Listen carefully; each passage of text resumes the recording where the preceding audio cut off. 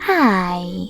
In front of me is VIVO V23 and today I would like to show you how you can add emergency numbers on this VIVO.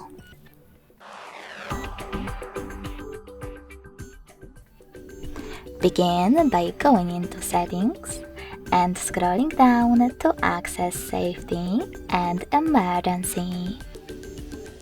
Following that, click on Emergency Information and tap on Add Contact under Emergency Contacts.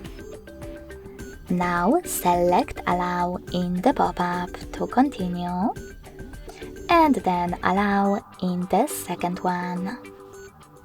Finally, tap on your contact that you wish to add and do exactly the same to all the other ones you need. If you wish to delete one of them, click on this X next to the one that you wish to get rid of and confirm your choice in the pop-up. Thanks so much for watching. If you enjoyed this video, don't forget to leave a like, comment and subscribe.